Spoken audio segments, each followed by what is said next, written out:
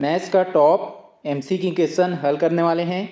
पहला प्रश्न है, यदि प्लस का अर्थ डिवाइडेड और माइनस का अर्थ प्लस हो और मल्टीप्लाई का अर्थ माइनस हो और डिवाइडेड का अर्थ जो है मल्टीप्लाई हो, तो व्यंजक जो दिया है 36 माइनस 12 प्लस 4 गुणा में 5 और डिवाइडेड में 2 का मान क्या होगा। तो सबसे पहले ये जो कंडीशंस दिए है साइन चेंज करना है, उसका साइन चेंज कर लेंगे। तो ये जो है 36 और माइनस है, तो माइनस का अर्थ क्या दिया है यहाँ पे, माइनस का अर्थ प्लस, मतलब माइनस के लिए क्या लेना है, प्लस।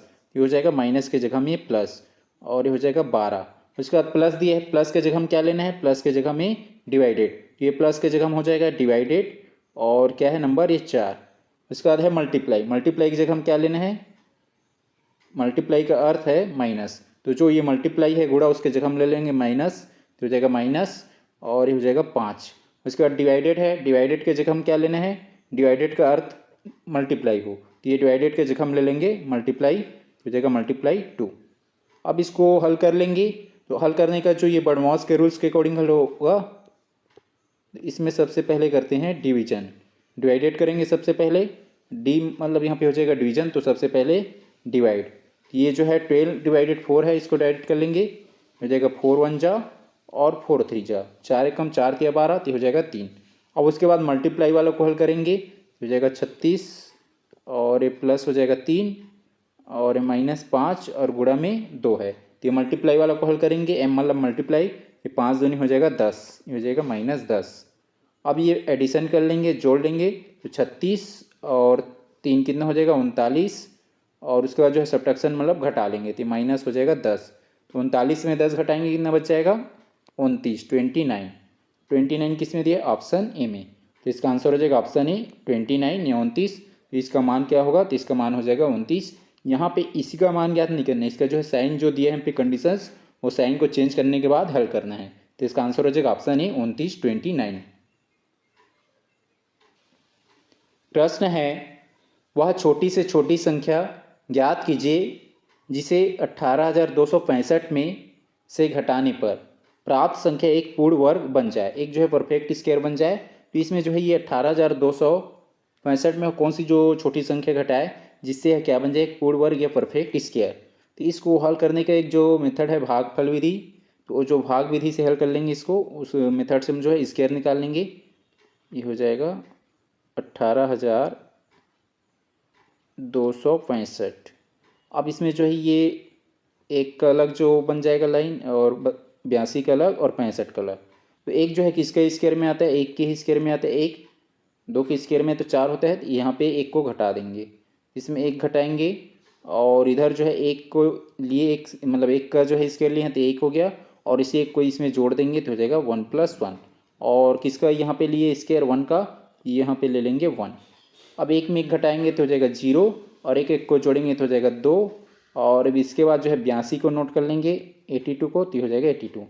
अब यहाँ पे 2 में ऐसा संख्या लें, मतलब 2, ये 2 में कुछ भी ऐसी संख्या लेंगे तो ये 2 डिजिट का बन जाएगा, और जो ये 82 के पास होना चाहिए ये 82 से छोटा होना चाहिए। तो जैसे हम ले लिए 3 ले लिए, तो ये हो गया 23। अब ये 23 लिए, तो जो ये 3 लिए हैं, मतलब ये 2 तो पहले से दिया है, 3 को लिए हैं, तो ये क्या बन जाएगा 23, और इसी 3 का गुणा करेंगे, ये 3 हो जाएगा 9 और 3 दूनी 6 69। अब इसमें 4 लेंगे तो ये 82 से बड़ा बनेगा, तो 4 नहीं लेंगे, किसको ले लेंगे 3, यहाँ पे 3 लिए और यहाँ पे भी 3 ले लेंगे और इसी 3 को जोड़ देंगे तो हो जाएगा 3, और यहाँ पे कितना है इसका जो मल्टीप्लाई किया 69, ये तो 69 को क्या करेंगे माइनस कर देंगे तो हो जाएगा -69, और ये जो है कितना हो जाएगा 23 और 3 26 हो जाएगा, और इसमें घटाएंगे 12 में जो है 9 घटाएंगे 3 और ये हो जाएगा 7, 7 में जो है 6 जाएगा, बचेगा 1 और ये बच जाएगा 65, यहाँ नोट कर लेंगे 65 65। अब यहाँ पे आ गया ये 26 हो गया। अब इसमें लास्ट में 5 दिया है, तो अब ऐसे नंबर सोचेंगे जिसके मल्टीप्लाई में क्या होता हो 5 होता है, तो ये 5 ही आ जाएगा, 5 5 25 होता है, तो यहाँ पे 5 लिए, तो ये जो 5 लेंगे बन जाएगा 265, 265 बन गया, 2 डिजिट का था, एक नंबर लिए थे 3 डिजिट का बन गया। अब इसी 5 का क्या करेंगे गुणा कर देंगे तो जाएगा मल्टीप्लाई, 5 5 25 का 5 हासिल 2, और 5 के 30 और 2 कितना हो जाएगा 32, 32 का 2 हासिल 3, और 5 दूनी 10 और ये 3 कितना हो जाएगा 13, क्या आ गया 1325। 1325 को हटा देंगे, इसमें 1365 में 1365 माइनस 1325, 5 में 5 जाएगा 0 हो जाएगा, और 6 में 2 जाएगा 4, और 13 में 13 जाएगा 3 हो जाएगा 0। बच कितना गया 40। अब ये 40 बचा है, यही क्या है, एक रिमाइंडर है, जो एक पूर्ण जो घटाने पे क्या बन जाएगा, ये 18,265 में 40 को घटाएंगे तो ये जो ये परफेक्ट स्क्वायर बन जाएगा। और यहाँ पे किसका किया मल्टीप्लाई 5 का तो हो जाएगा 135। तो ये जो है 135 का परफेक्ट स्क्वायर है जब उसमें 40 घटा देंगे तो, और उसका जो है ये 40 घटाएंगे तो कितना बच जाएगा, ये 18,200, ये हो जाएगा 25, 18,225 हो जाएगा। तो इसमें 40 घटा देंगे तो इसका आंसर हो जाएगा ऑप्शन बी 40। तो 40 घटाने से क्या बन जाएगा, एक परफेक्ट स्क्वायर बन जाएगा, यह पूर्ण वर्ग बन जाएगा।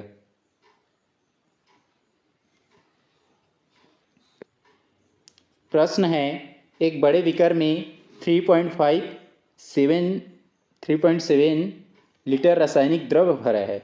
एक जो बड़े बीकर है जिसमें कितना है 3.75 लीटर रासायनिक द्रव्य भरा है। प्रयोगशाला परीक्षण के लिए 15 मिलीलीटर क्षमता वाली कितनी परख नलियों को इस द्रव से पूरी तरह भरा जा सकता है। ये जो है टोटल दिया है, एक बड़ी जो बीकर है उसमें ये 3.75 लीटर का क्या है, उसमें रासायनिक द्रव है, मतलब लिक्विड भरा हुआ है, केमिकल उसमें लिक्विड। अब जो प्रयोगशाला परीक्षण के लिए जो है टेस्ट के लिए कितना चाहिए हमें, जो है 15 मिलीलीटर का, कितनी जो है 15 मिलीलीटर जो क्षमता की कितनी हम परख नली बना सकते हैं या भर सकते हैं परख नलियों में। तो इस कंडीशन में इसको सबसे पहले क्या करेंगे, लीटर में दिया है उसको मिलीलीटर में चेंज करेंगे। तो छोटा यूनिट यहाँ पे क्या दिया 15 मिलीलीटर, तो ये जो लीटर है उसको भी मिलीलीटर में चेंज कर लेंगे। तो 1 लीटर बराबर होता है, 1 लीटर बराबर 1000 मिलीलीटर, 1 लीटर बराबर 1000 मिलीलीटर होता है। तो ये 3.75 में 1000 का गुणा कर देंगे तो ये हो जाएगा 3.75 मल्टीप्लाई 1000 या 1000। इसमें जो डेसिमल के बाद 2 डिजिट है और ये जो 1000 में 3 जीरो है, तो ये 2 जीरो हट जाएगा, ये 2 डेसिमल हटेगा तो हो जाएगा 375, और बच गया 1 जीरो तो हो जाएगा 3750। तो ये जो मिलीलीटर में कितना है 3750, और प्रत्येक जो परख नली है उसको कितने यूनिट का बनाना है 15 मिलीलीटर का। तो ये जो 3750 आया है उसमें 15 का जो है डिवाइडेड कर देंगे, जिससे पता चल जाएगा कि हमें कितना परख नली में भर सकते हैं। ये हो जाएगा 3750 भागित हो जाएगा ये 15। अब जो कट रहे उसको घटा लेंगे, 15 कम 15 और 15 दूनी हो जाएगा 30। तो ये जो 37 में 30 गया बच जाएगा 7 और हो जाएगा 5 हो गया 75। तो 15 कम 15 पंचे 75 हो जाएगा और बच गया 0। तो कितना आ गया 250। तो ये जो 250 आया है क्या है परख नलियों की संख्या है, और हमें पूछा गया कि कितनी परख नलियों में इस जो है इस द्रव को पूरी तरह भरा जा सकता है। तो 250 जो परख नली है उसमें ये जो 3.75 जो लीटर रासायनिक द्रव है उसको भर सकते हैं 15 मिलीलीटर की जो क्षमता वाली परख नली है उसमें। तो टोटल जो परख नलियों की संख्या कितना आ गया 250। तो इसका आंसर हो जाएगा ऑप्शन ए 250।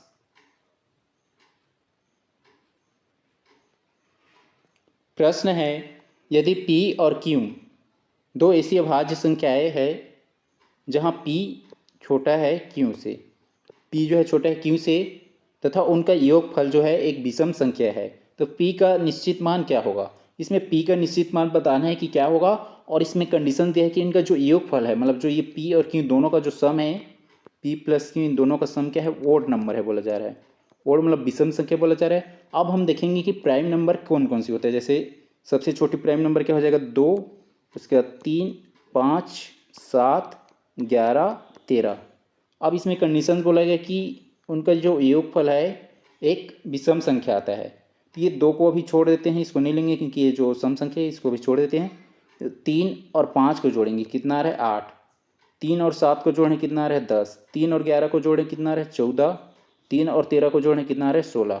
तो कोई भी ये जो इधर का जो प्राइम नंबर है उसको जोड़ रहे हैं 2 को छोड़ के, तो कितना आ रहा है सभी इवेन आ रहा है, 8 इवेन है, 10 इवेन है, 14 इवेन है, या जो ये 7 5 को जोड़ो 12 आ रहा है ये भी इवेन है, और 7 और 11 को जोड़ो 18 ये भी इवेन है। तो ये जो इन दोनों को इधर का जोड़ रहे हैं क्या आ रहा है सभी ये इवेन नंबर आ रहा है, लेकिन कंडीशंस में दिया है उनका योगफल जो है एक विषम संख्या है, मतलब इसका जो योगफल है ये सम क्या है एक ओड नंबर है बोला जा रहा है, लेकिन हम ये 2 को छोड़ के इधर का ले रहे हैं सब क्या आ रहा है इवेन आ रहा है।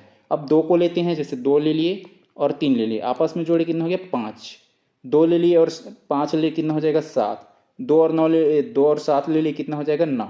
तो अब इधर क्या आ रहा है, 2 को ले रहे हैं कि ओड नंबर आ रहा है, और कंडीशन वही बोला गया है कि उनका योगफल या सम है एक विषम संख्या है। मतलब ये जो पी वाला क्या है, छोटा है, तो सबसे छोटा इसमें 2 ही दिख रहा है, तो मतलब फिक्स है कि ये पी का मान क्या हो जाएगा, 2 हो जाएगा। और बाकी क्यू का मान यहाँ पे हमें नहीं पता कि क्या होगा, कंडीशन नहीं दिए गए, तो पी का इधर कुछ भी मान हो सकता है, लेकिन जो सॉरी ये पी का मान जो है 2 होगा, पी छोटा दिया है तो पी का मान क्या हो जाएगा 2 फिक्स है, लेकिन क्यू का मान क्या होगा ये फिक्स नहीं कर सकते। तो इसमें क्या हो जाएगा, ये पी का मान 2 और निश्चित मान क्या होगा बोला जा रहा है, पी का मान हो जाएगा 2। तो इसका आंसर हो जाएगा ऑप्शन बी 2।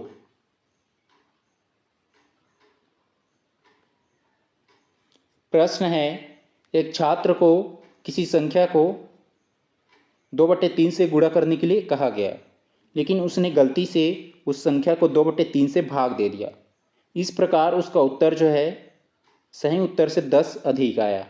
वह मूल संख्या क्या थी? तो उस मूल संख्या को मान लेंगे x, वह मूल संख्या x। अब बोला जा रहा है कि एक छात्र को किसी संख्या से 2/3 से गुणा करना था, तो जो ये x है संख्या है, अब इसको क्या करना था, 2/3 से गुणा। ये 2/3 से गुणा करना था, तो ये क्या हो जाएगा 2x/3। लेकिन उन्होंने क्या किया, लेकिन उसने गलती से उस संख्या को 2/3 से भाग दे दिया। लेकिन उन्होंने क्या किया, जो x से 2/3 से भाग दे दिया, 3 ऊपर चला जाएगा तो ये हो जाएगा 3x और बट्टे में हो जाएगा 2। मतलब जो वास्तव में लेना ये था, ये मतलब 2/3 से गुणा करना था, लेकिन उन्होंने क्या किया 2/3 से भाग दे दिया। ये जो ये वाला आया 2/3x हो गया, और ये वाला आया 3/2x हो गया। अब यहाँ पे बोला जा रहा है कि ये 10 अधिक है, 10 अधिक आया, मतलब दोनों का जो डिफरेंस क्या हो जाएगा, ये 3x/2 और -2/3x इक्वल हो जाएगा 10। दोनों का डिफरेंस 10 आया, x बाहर निकाल लेंगे, ये हो जाएगा x और ये हो जाएगा 3/2 माइनस में 2/3 इक्वल में 10। अब इसका जो है क्रॉस मल्टीप्लाई कर लेंगे, 3 3 9 और 2 दूनी 4, तो 9 में जो है 4 जाएगा तो बच जाएगा 5, और नीचे वाला हो जाएगा 3 दूनी 6 x हो जाएगा और इक्वल में 10। 5 एक कम, 5 दूनी 10, 1/6 आया, इधर गुणा कर देंगे तो 6 दूनी 12, x के मान कितना आ जाएगा 12। तो इसका आंसर हो जाएगा ऑप्शन ए 12।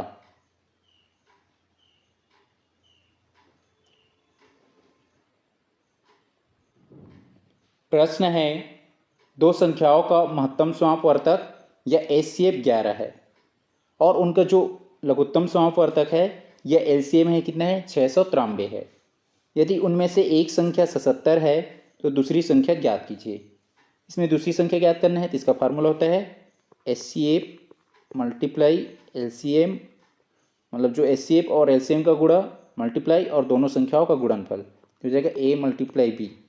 इसमें एचसीएफ दिया है 11 और एलसीएम दिया है 693 और इक्वल में हो जाएगा a का मान दिया है एक संख्या 77, तो हो जाएगा 77 और दूसरी संख्या में ज्ञात करना है, तो हो जाएगा × b। ये हो जाएगा 11 × 11 और 11 × 7 = 77, 11 से कट गया ये 77। v का मान ज्ञात करना है तो हो जाएगा b इक्वल में ये 693 और ये 7 जो है भाग में चला जाएगा, ये बट्टे में हो जाएगा 7, 7 × 7 और 7 नियम 63, ये जो है 7 नियम 63 हो गया, तो ये 69 में 63 जाएगा, कितना बचेगा 6, तो हो जाएगा 6 और 3 ये हो गया 63, तो 7 × 7 7 नियम 63, ये भी कट जाएगा तो हो जाएगा 99। तो जो दूसरी संख्या क्या आ जाएगा 99 है, बी की वैल्यू हो जाएगा 99 या 99। किसमें दिया ऑप्शन ए में, तो इसका आंसर हो जाएगा ऑप्शन ए 99। तो दूसरी संख्या क्या हो जाएगा 99 या 99।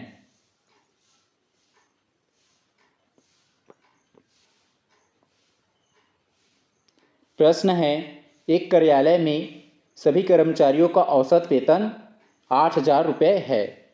7 जो तकनीशियन हैं, ये जो 7 तकनीशियनों का औसत वेतन 12,000 रुपये है, और शेष कर्मचारियों का औसत वेतन जो है 6,000 रुपये है।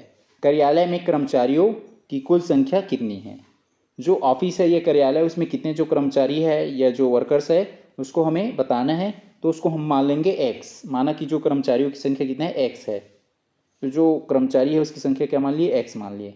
अब इसमें दिया गया है कि एक कार्यालय में जो सभी कर्मचारियों का औसत वेतन 8,000 है, तो जो x मतलब टोटल कर्मचारियों की संख्या हो गया और उसकी जो औसत वेतन कितना है 8,000 है, तो कुल वेतन कितना हो जाएगा, तो जो औसत वेतन है उसमें ये एक्स कर्मचारियों की संख्या उसका गुणा कर देंगे। ये हो जाएगा कुल औसत, सॉरी जो कुल वेतन या टोटल इनकम, सॉरी सैलरी हो जाएगा टोटल सैलरी, तो हो जाएगा टोटल सैलरी इक्वल हो जाएगा ये 8,000 और गुणा में एक्स, ये इसी को लिख सकते हैं 8,000 एक्स। उसके बाद बोला जा रहा है कि 7 जो तकनीशियन है उसका जो औसत वेतन कितना है 12,000। तो जो है टोटल 7 जो तकनीशियन है उसकी वेतन निकालेंगे, तो ये 12 में 7 का गुणा कर देंगे, तो हो जाएगा 12 गुणा में, सॉरी 12,000 में 7 का गुणा, तो 12,000 गुणा में 7।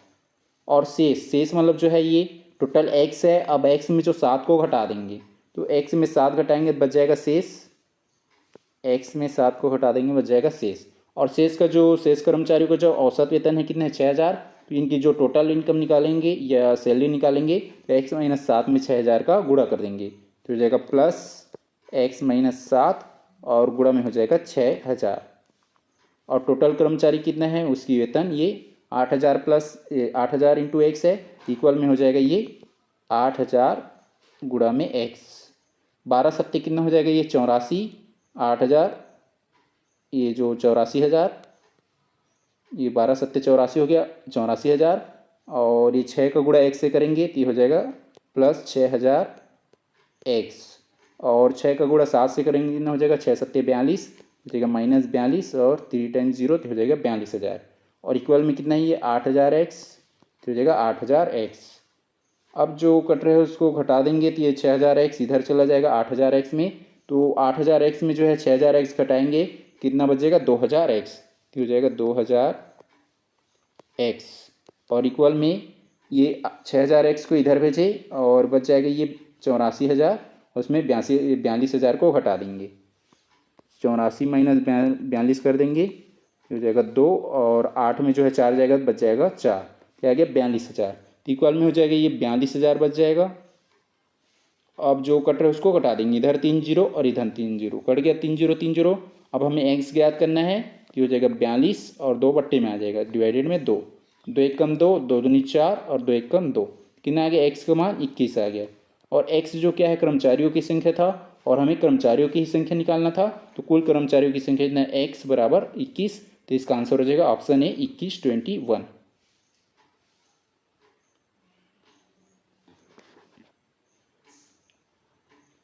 प्रश्न है राधा अपने वेतन का 40% भोजन पर, 20% मकान किराए पर, 10% मनोरंजन पर और 10% यातायात पर खर्च करती है।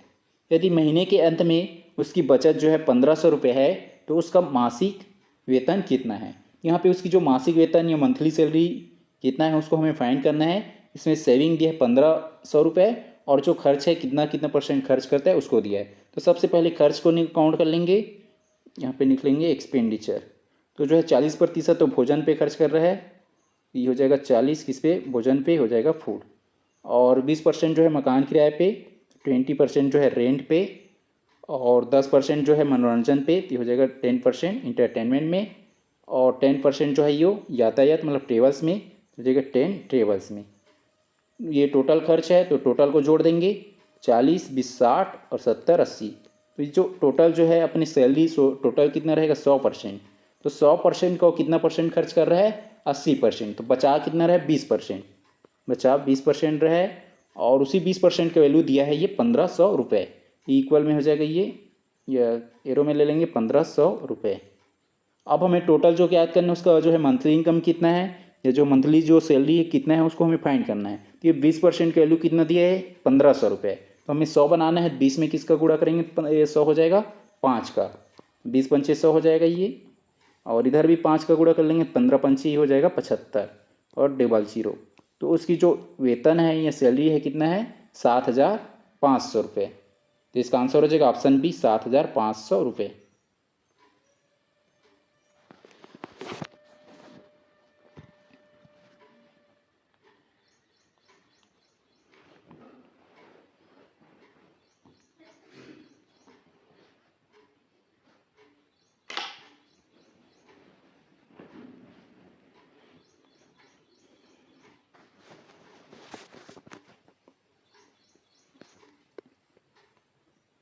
प्रश्न है कितने समय में 8% वार्षिक साधारण ब्याज की दर से किसी धन का ब्याज जो है उस धन का 2/5 भाग हो जाएगा। यहाँ पे टाइम निकालना है सर, जो कितने वर्ष समय में मतलब टाइम निकालना है। इस कंडीशंस में ये जो 2 बट्टे क्या बोला जा रहा है, किसी धन का जो ब्याज है उस धन का 2/5 भाग हो जाता है। मान लेंगे वो धन कितना है, 100 रुपये है, और 100 रुपये का 2/5 भाग या 2/5 सॉरी 2/5 इसका लिख लेंगे 2/5 भाग। ये हो जाएगा 5 कम 5, 5 दूनी 10, ये हो जाएगा 20, 20 दूनी 40। तो उसको जो है कितना मिल रहा है, 40 रुपये ब्याज मिल रहा है। यदि जो क्या हो 100 रुपये हो तो उसका 40 रुपये उसको क्या मिल रहा है, ब्याज जो है मिल रहा है। मतलब इस कंडीशंस में यहाँ पे हमारा जो मूलधन कितना है, 100 रुपये। 100 रुपये सपोज किए हैं तो उसका जो है 2/5 भाग जो है उसको ब्याज मिल रहा है, कितना आ गया, 40 रुपये। हमें निकालना है टाइम। तो 100 क्या हो जाएगा, PRT/100 इक्वल में होता है SI। तो जो P का वैल्यू दिया है 100 लिए हैं तो हो जाएगा 100, और R का वैल्यू कितना है 8% तो हो जाएगा 8 मल्टीप्लाई में 8, और T हमें निकालना है तो हो जाएगा T और अपॉन में 100 इक्वल में SI का वैल्यू कितना है 40 आया तो हो जाएगा 40। अब जो जो कट रहा है उसको घटा देंगे, 100 कट जाएगा, और 8 कम 8 इधर डिवाइडेड में आ जाएगा, कट जाएगा, डिवाइडेड हो जाएगा, 8 कम 8 और 8 पंचे 40। तो जो ये T का वैल्यू आया है, टाइम कितना है 5 वर्ष, तो इसका आंसर हो जाएगा ऑप्शन बी 5 वर्ष।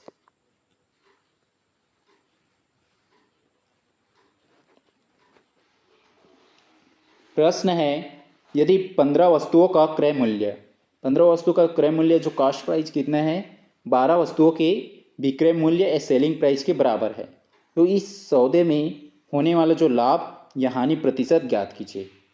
यहाँ पे नोट कर लेंगे, जो 15 वस्तु है उसका जो कॉस्ट प्राइस है किसके इक्वल है, 15 वस्तुओं की सेलिंग प्राइस के बराबर। तो हो जाएगा 15 जो वस्तु है उसकी जो कॉस्ट प्राइस जो है 12 या 12 वस्तु का जो सेलिंग प्राइस है उसके बराबर है। अब इसमें जो है CP और SP का क्या निकालेंगे, रेशियो। हो जाएगा CP और SP को इधर डिवाइडेड में लेंगे तो बट्टे में हो जाएगा SP सेलिंग प्राइस, और इक्वल में हो जाएगा 12 यही है तो हो जाएगा 12, और ये 15 इधर डिवाइडेड में आ जाएगा तो हो जाएगा बट्टे में 15। 3 से कटेगा, 3 चौक 12, 3 पंचे 15, तो हो जाएगा 4/5। मतलब ये जो कॉस्ट प्राइस है उसके रेशियो कितना आ रहा है 4, और सेलिंग प्राइस है इसका रेशियो कितना आ रहा है 5। इसमें जो है 5 जो है सेलिंग प्राइस जो बड़ा है और कास्ट प्राइस छोटा है, मतलब यहाँ पे क्या होगा 5 में 4 को घटा देंगे जिससे कितना आ जाएगा 1, और 1 का क्या हो रहा है प्रॉफिट हो रहा है। यदि सेलिंग प्राइस बड़ा हो और कॉस्ट प्राइस छोटा हो तो क्या होता है प्रॉफिट, तो 1 का क्या हो रहा है लाभ हो रहा है, तो हो जाएगा 1। ये परसेंटेज का फार्मूला क्या होता है, लॉस या प्रॉफिट अपॉन में होता है कॉस्ट प्राइस मल्टीप्लाई 100। तो इसमें क्या हो रहा है प्रॉफिट हो रहा है 1 का, और 1 का प्रॉफिट हो रहा है तो हो जाएगा 1, और इसमें जो है कॉस्ट प्राइस कितना है, कॉस्ट प्राइस का रेशियो 4, यहाँ पे ये 4 है तो लिख लेंगे बट्टे में 4 और गुणा में 100। ये हो जाएगा 4 एकम 4 और 4 पच्चीसम 100, कितना आ जाएगा 25%। और यहाँ पे क्या हो रहा है लाभ हो रहा है, तो इसका आंसर हो जाएगा ऑप्शन बी 25%। 25% का क्या हो रहा है लाभ, 25% का क्या हो रहा है प्रॉफिट हो रहा है, तो इसका आंसर हो जाएगा ऑप्शन बी 25%।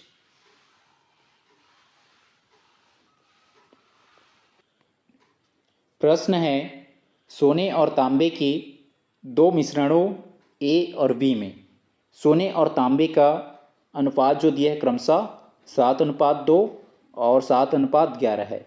यदि दोनों मिश्रणों की समान मात्रा को पिघलाकर एक नया जो है मिश्रण C बनाया जाए तो मिश्रण C में सोने और तांबे का अनुपात क्या होगा। इसमें दो मिश्रण दिया गया है सोने और तांबे का, जो A में दिया है 7:2 में है, ये जो गोल्ड है, और ये वाला क्या है ब्रॉन्ज है, और उसके बाद जो B में दिया है मिश्रण जो B है उसमें 7:11 में है। इन दोनों को जोड़ेंगे 7 और 2 कितना हो जाएगा 9, और इन दोनों को जोड़ेंगे 7 और 11 कितना हो जाएगा 18। अब क्या करेंगे, जो 9 और 18 दोनों का एलसीएम निकाल लेंगे। 9 18 का एलसीएम कितना आ जाएगा 18 ही आ जाएगा, इसका एलसीएम हो जाएगा 18।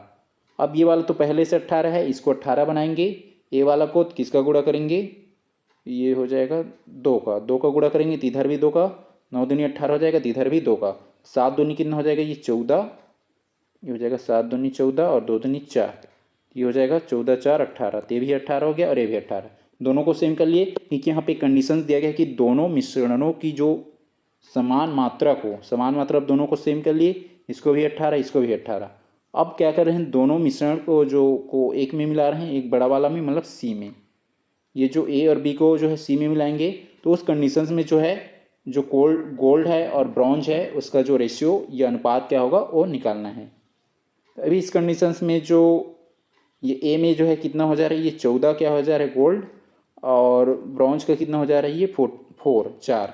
और इसमें बी वाला में क्या हो रहा है, ये 7 और 11। ये पहले से 18 है तो इसमें कुछ नहीं किए, तो ये 7 और 11 है और ये 14 और 4 है। अब देखेंगे कि गोल्ड कितना है, इसमें 7 है और इसमें गोल्ड जो है 14 है। दोनों को ऐड करेंगे कितना हो जाएगा, 14 और 7 21 हो जाएगा। और ब्रॉन्ज देखेंगे, इसमें 11 है और इसमें 4, तो 11 4 कितना हो जाएगा 15। हमें अनुपात क्या निकालना है, गोल्ड और ब्रॉन्ज का। तो गोल्ड को पहले लेंगे, गोल्ड कितना है 21 और ब्रॉन्ज कितना है 15, दोनों का अनुपात ये हो जाएगा 21:15। 3 से कटेगा तो ये हो जाएगा 3 सत्ते 21 और 3 पंचे 15, तो ये हो जाएगा 7:5। 7:5 किस में दिया, ऑप्शन बी में, सॉरी सी में। तो इसका आंसर हो जाएगा ऑप्शन सी, 7:5।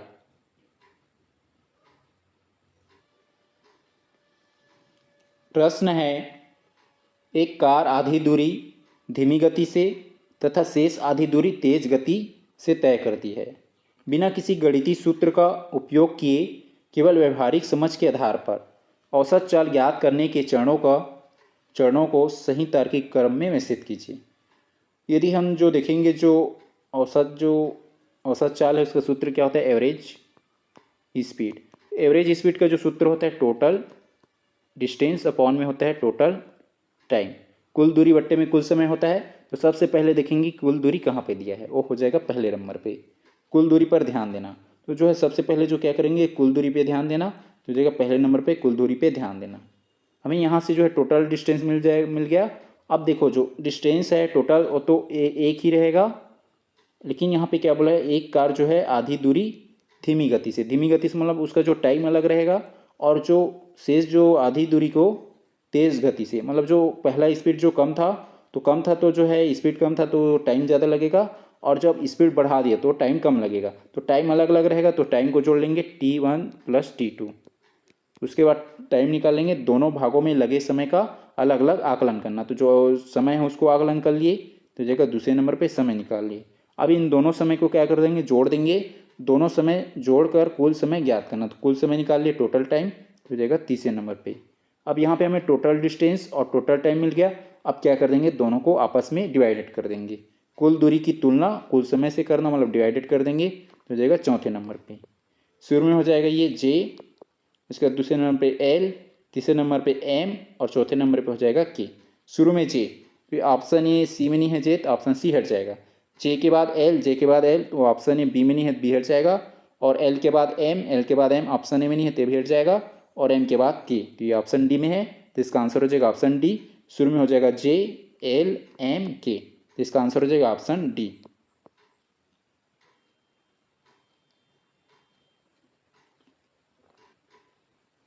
प्रश्न है, एक सैनिक छावनी में कुछ सैनिकों के लिए 32 दिनों की खाद्य सामग्री थी।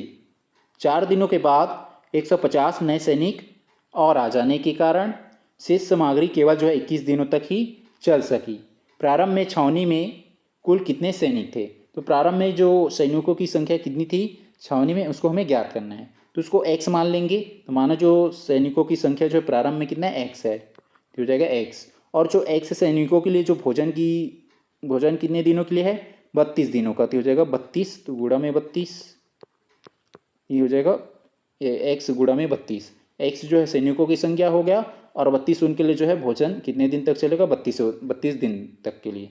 लेकिन यहाँ पे कंडीशन दिया आगे 4 दिनों के बाद। 4 दिनों के बाद मतलब जो है ये, तो 4 दिन बाद जो है, तो ये 32 में 4 को घटा देंगे, कितना आ जाएगा, ये 12 में 4 जाएगा 8, और ये हो जाएगा 2, तो हो जाएगा 28। तो जो अब बचा जो भोजन है x सैनिकों के लिए कितना दिन तक का बचा, वो 28 दिन का, मतलब कि ये 4 दिन बाद जो है बचेगा भोजन, तो x सैनिकों के लिए 28 दिन का बचेगा। ये इसी को लिख लेंगे, ये 28 गुणा में x, तो जो बच गया भोजन वो x सैनिकों के लिए 28 दिनों का बच गया। आगे में कंडीशन दिया 4 दिन बाद 150 सैनिक और आ गए, मतलब जो है 4 दिन बाद जो है 150 सैनिक और आ गए। तो पहले x था तो उसमें x + 150 और जोड़ देंगे, तो हो जाएगा x प्लस 150। तो सैनिकों की संख्या कितना हो जाएगा यहाँ पे x धन 150। आ जाने के कारण शेष सामग्री केवल 21 दिनों तक ही चली। तो ये जो 28 दिन का बचा जो x सैनिकों के लिए, और इक्वल में कर लेंगे x प्लस 150। तो 150 सैनिक और आ गए, जिसके कारण जो भोजन कितने दिन तक चला, 21 दिन तक। तो गुणा में कर लेंगे 21। अब इस कंडीशंस में हमें क्या करना है, x का मान निकालना है, मतलब जो प्रारंभ में जो छावनी में कुल कितने सैनिक थे उनकी संख्या निकालना है। इसका गुणा कर देंगे, पहले डिवाइडेड कर लेंगे जब कट रहे तो हो जाएगा 7 चौक 28 और ये 7 तिया 21। तो हो जाएगा 4x और इक्वल में हो जाएगा 3 का गुणा करेंगे 3x और 15 तिया 45 और एक 0, ये हो जाएगा 450। अब ये 3x 4x से छोटा है, 3x सीधा रह जाएगा। तो 4x में 3x घटाएंगे कितना बचेगा, 4 में 3 जाएगा तो 1, मतलब x बस। तो हो जाएगा इक्वल में x और ये x हो गया और इक्वल में 450। और हमें x का ही मान ज्ञात करना था। x क्या है, प्रारंभ में सैनिकों की संख्या। तो प्रारंभ में सैनिकों कितने सैनिक थे, 450।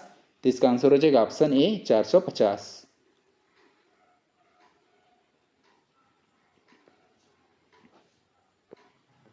प्रश्न है, एक समलंब चतुर्भुज के आकार के खेत का क्षेत्रफल 1050 वर्ग मीटर है। यदि इसकी जो समांतर भुजाओं के बीच की लंबवत दूरी 28 मीटर है और एक समांतर भुजा दूसरी की दोगुनी है, मतलब एक जैसे हम x मान लिए तो दूसरा क्या हो जाएगा 2x। तो लंबी समांतर भुजा की लंबाई क्या होगी, मतलब हमें ये 2x की जो लेंथ है, ये लंबाई क्या है उसको निकालना है। तो ये हमें क्या दिया है, समलंब चतुर्भुज। और समलंब चतुर्भुज का जो क्षेत्रफल का सूत्र क्या होता है, 1/2 और दोनों भुजाओं का योग, मतलब यहाँ पे भुजा क्या दिया है a प्लस बी और गुणा में h, या उसको लिख सकते हैं l। तो जो हाइट या लेंथ कितना दिया है h, ये दिया है। ये फार्मूला होता है किसका, जो है समलंब चतुर्भुज का क्षेत्रफल का। और इसका वैल्यू कितना दिया है 1050। ये हो जाएगा 1050 1/2, a का मान x, b का मान 2x। ये हो जाएगा x प्लस 2x और h का मान कितना है यहाँ पे 28। तो गुणा में हो जाएगा 28 और इक्वल में 150। तो ये x और 2x कितना हो जाएगा 3x और गुणा में 28 बट्टे में 2। यहीं से हम लोग 2 को कटा देते हैं। ये हो जाएगा 2 एकम 2 और 2 एकम 2, 2 चौक 8। तो हो जाएगा 14 और ये हो जाएगा 3x गुणा में 14, 3x गुणा में 14 और बराबर में इक्वल में है ये 1050। अब इसको 3 से कटा लेंगे। ये हो जाएगा 3 एकम 3 तिया 9, ये हो जाएगा 3 तिया 9, ये जो है 10 में 9 गया, बचेगा 1, 3 पंचे 15 और ये हो जाएगा 0। ये हो जाएगा x गुणा में 14 है, अब 7 से कटा देंगे, जैसे 7 दूनी 14 और 7 पंचे 35 और हो जाएगा 0, मतलब 50 आ गया। तो हो जाएगा 2x इक्वल में 50। हमें x का मान याद करना है 2 एकम और हो जाएगा 2 दूनी 4, बच जाएगा 1, 2 पंचे 10। तो x का मान कितना आ गया 25 आ गया। तो जो छोटी भुजा है उसकी जो लेंथ कितना है 25, इसमें है ये लंबाई जो है मीटर में, तो 25 मीटर में है। तो हमें जो क्या करना है, समांतर भुजा की लंबाई कितनी है, मतलब लंबी वाला बड़ी वाला जो भुजा कितना है 2x। तो ये x का मान 25 है, 2 का मान क्या हो जाएगा 2 गुणा में 25, 25 दूनी कितना हो जाएगा 50। तो जो बड़ी जो भुजा है वो 50 मीटर हो जाएगा। तो इसका आंसर हो जाएगा ऑप्शन बी 50 मीटर। प्रश्न है, गणित में अमूर्तीकरण और ज्ञान की संरचना के संबंध में सही कथन चुनिए। सही कथन का चुनाव करना है। पहला कथन दिया है जे, प्रक्रियात्मक ज्ञान सूत्रों या नियमों को चरणबद्ध लागू करने की क्षमता है और अवधारणात्मक समझ अनिवार्य नहीं है। ये जो है ये कथन जे सही हो जाएगा कि जो प्रक्रियात्मक ज्ञान होता है, क्या होता है, सूत्र हो गया, ये नियम हो गया, तो उसको चरणबद्ध लागू करने की एक क्षमता है। इसमें जो है ये प्रक्रियात्मक ज्ञान में अवधारणा या कंसेप्ट को समझने की कोई अनिवार्यता नहीं होती है, क्योंकि इसमें जो सूत्र के माध्यम से हल करते हैं, इसमें बच्चे जो है सूत्र या नियम को रट लेते हैं, याद कर लेते हैं और उसी के अकॉर्डिंग हल करते हैं। उनको जो कंसेप्ट वगैरह से उतना वो ध्यान नहीं देते हैं।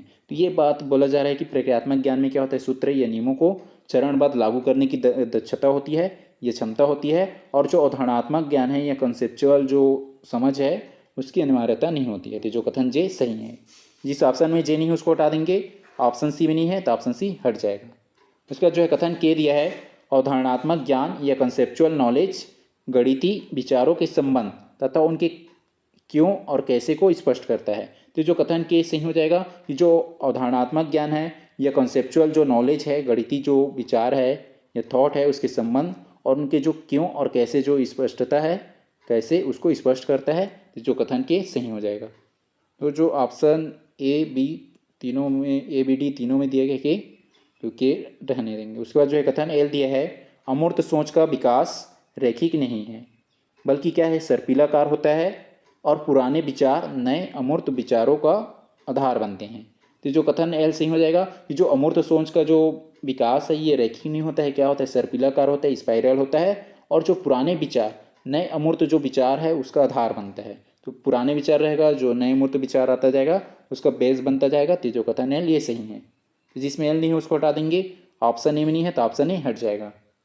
इसका जो है कथन एम दिया है, गणितीय अंतर्ज्ञान केवल अनुमान है, नए नियमों या जो है प्रमेयों की खोज में इसका कोई तार्किक योगदान नहीं है। तो जो कथन एम गलत हो जाएगा कि जो गणितीय जो अंतर्ज्ञान है ये अनुमान है और उसके साथ साथ जो है नए नियम हो गया या प्रमेय हो गया उसकी खोज में इसकी योगदान होता है, लेकिन यहाँ पे कोई नहीं बोला जा रहा है। तो जो कथन है ये गलत हो जाएगा क्योंकि जो अनुमान है उसी के माध्यम से जो है गणितीय में जो या मैथमेटिकल जो नॉलेज है ये उसको हल करने में अनुमान पे ही ज़्यादा फोकस किया जाता है।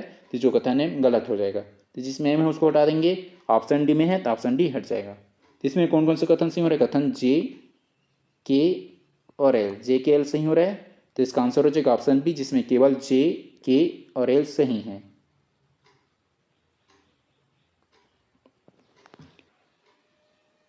प्रश्न है, वैन हिले के अनुसार जो है ज्यामिति चिंतन का क्रम क्या होनी चाहिए। तो ज्यामिति क्रम, जो ज्यामिति चिंतन है उसका क्रम बताना है।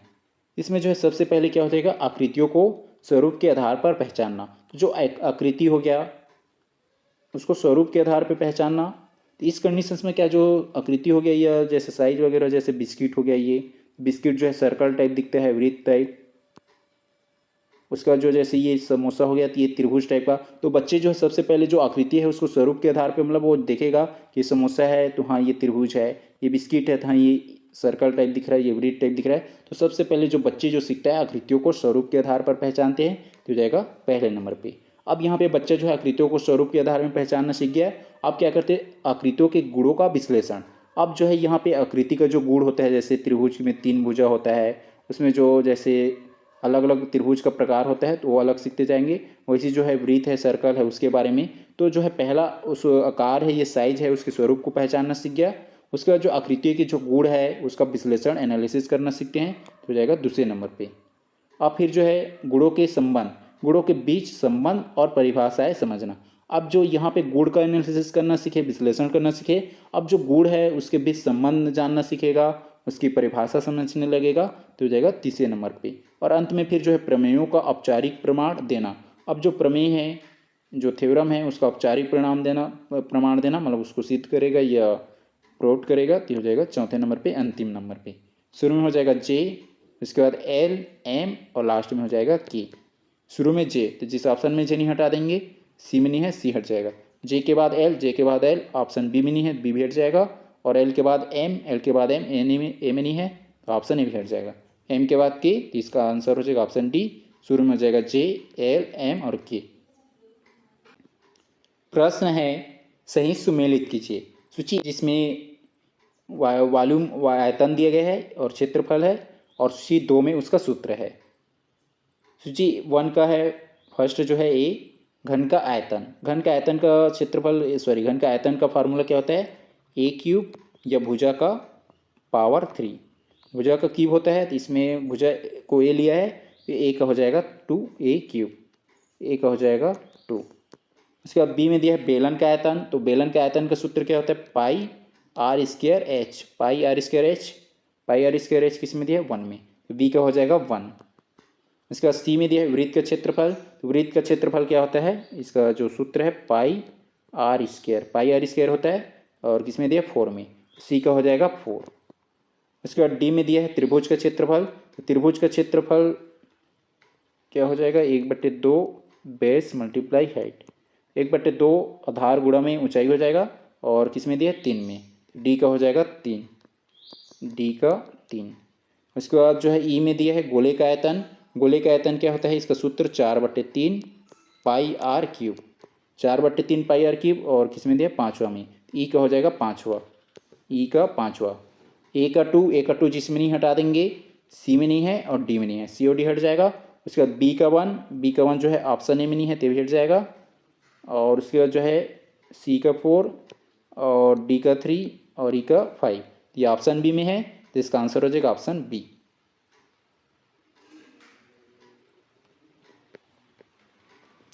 प्रश्न है सही सुमेलित कीजिए। सूची 1 में ये शब्द दिया गया और सूची 2 में उसका सूत्र। सूची 1 में है वर्ग का परिमाप। वर्ग का परिमाप, तो वर्ग की जो है चारों भुजा क्या होता है, सेम होता है। जैसे यहाँ पे ए लिया है तो हो जाएगा ए और ए, चारों भुजा को जोड़ देंगे तो कितना हो जाएगा, सभी सेम है वर्ग में, तो जो स्क्वायर उसमें सभी भुजा सेम होता है, तो ये हो जाएगा 4a। 4a किस में दिया है, 2 में, ए का हो जाएगा 2। उसके बाद जो है बी में दिया है आयत का परिमाप। तो आयत के परिमाप में क्या होता है, आमने सामने भुज का सेम होता है आयत में। जैसे ए हो गया, ए भी ए और ए बी और ए बी, चारों भुजा को जोड़ेंगे तो ए कितना है 2 और बी कितना है, ए भी 2। ये आप 2 कॉमन निकल जाएगा तो हो जाएगा ए प्लस बी। लेकिन यहाँ पे क्या लिया, एल बी लिया है, मतलब जो है लेंथ और ब्रेथ लिया है, तो ए हो जाएगा एल प्लस बी। ये बी का हो जाएगा 1, बी का 1। उसके बाद सी में दिया है वृत्त की परिधि। तो वृत्त की परिधि क्या होता है, 2 पाई आर, 2 पाई आर होता है वृत्त की परिधि। 2 पाई आर किस में दिया, 4 में, ये सी का हो जाएगा 4, सी का 4 हो जाएगा। उसके बाद जो है डी में दिया है त्रिभुज का क्षेत्रफल हिरोन के सूत्र से। तो हिरोन के सूत्र से त्रिभुज का क्षेत्रफल क्या हो जाएगा, ये पूरा मतलब ये पूरा किस में रहेगा, रूट में रहेगा, अंडर रूट में रहेगा। ये अंडर रूट में एस माइनस ए इंटू में एस माइनस बी इंटू में एस माइनस सी, ये हिरोन का सूत्र होता है। हिरोन का जो त्रिभुज का क्षेत्रफल जो हिरोन के सूत्र से, तो एस मतलब यहाँ पे क्या है, ये क्या बोलते हैं उसको, परिमाप है, अर्ध परिमाप है। एस जो है अर्ध परिमाप है, जिसमें क्या होता है एस इक्वल जो है ए प्लस बी प्लस सी का हाफ होता है, आधा, मतलब तीनों भुजाओं का आधा होता है। यहाँ पे ए बी सी भुजाओं की जो है ये लेंथ है ए बी सी। तो ये जो त्रिभुज का जो है क्षेत्रफल हिरोन के सूत्र से, तो डी का हो जाएगा 3, डी का 3।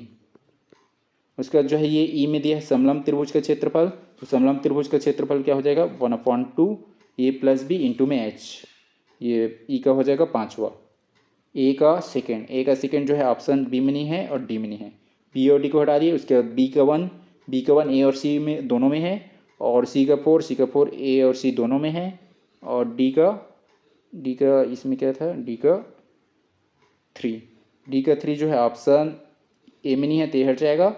और उसके बाद जो है ई का 5 तो ये ऑप्शन सी में है, तो इसका आंसर हो जाएगा ऑप्शन सी, जिसमें ए का 2 बी का 1 सी का 4 डी का 3 और ई का 5 है, तो इसका आंसर हो जाएगा ऑप्शन सी।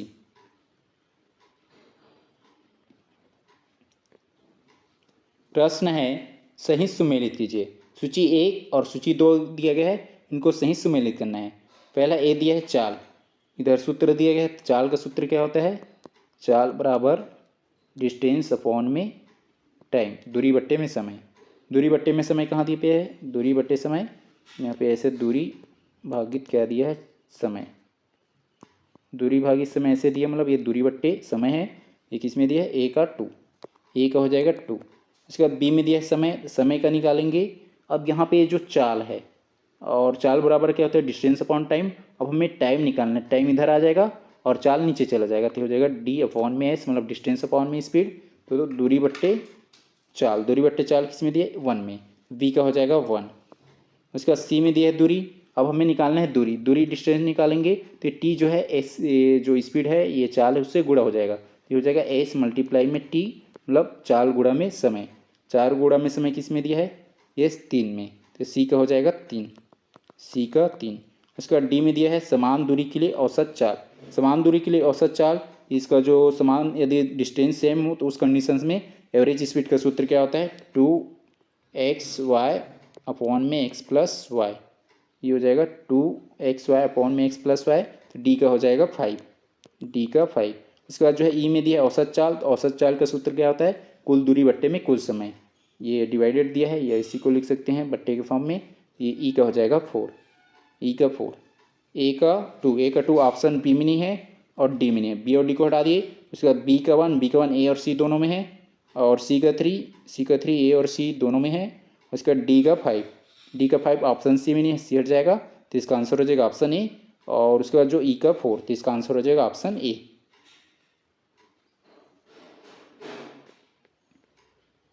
प्रश्न है सही सुमेलित कीजिए। सूची 1 और सूची 2 दिया गया है, दोनों को सही सुमेलित करना है। ए में दिया है क्रय मूल्य। क्रय मूल्य क्या होता है? ये वस्तु खरीदने का मूल्य और वस्तु बेचने का। तो जो क्रय मूल्य या कॉस्ट प्राइस क्या होता है? वस्तु खरीदने का मूल्य होता है। तो ए का हो जाएगा 2, ए का 2। उसके बाद बी में दिया है विक्रय मूल्य। विक्रय मतलब सेलिंग प्राइस, हम जो बेचते हैं वो, तो वस्तु बेचने का मूल्य हो जाएगा, तो बी का हो जाएगा 4। उसके बाद सी में दिया है लाभ प्रॉफिट। तो प्रॉफिट तब होगा जब हमारा जो सेलिंग प्राइस है वो ग्रेटर होगा कॉस्ट प्राइस से। सेलिंग प्राइस क्या होगा? कॉस्ट प्राइस से बड़ा होगा, या एस पी माइनस हो जाएगा सी पी।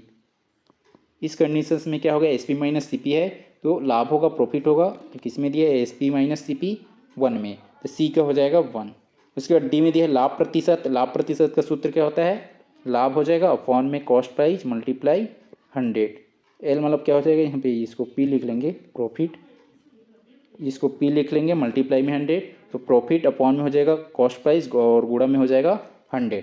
तो लाभ अपॉन में दिया है सी पी, ये जो फार्मूला है ये ऐसे है, एल लाभ अपॉन में है ये कॉस्ट प्राइस या क्रय मूल्य और गुणा में है 100, इस टाइप का है। ये लाभ प्रतिशत का हो जाएगा 3, तो डी का हो जाएगा 3। उसके बाद जो है ई में दिया है हानि। तो हानि क्या होगा? जब कॉस्ट प्राइस हमारा कॉस्ट प्राइस ग्रेटर हो सेलिंग प्राइस से, मतलब जो है cost price minus selling price हो, तो उस कंडीशंस में क्या होगा? हानि होगा। ई का हो जाएगा 5, ई का 5। ए का 2, तो ऑप्शन सी और डी में नहीं है, सी और डी को हटा दिए। उसके बाद बी का 4 ए और बी दोनों में है, और सी का 1 ऑप्शन ए और बी दोनों में है, और डी का 3 ऑप्शन ए में नहीं है, तो हट जाएगा। और ई का 5, तो ये ऑप्शन बी में है, तो इसका आंसर हो जाएगा ऑप्शन बी।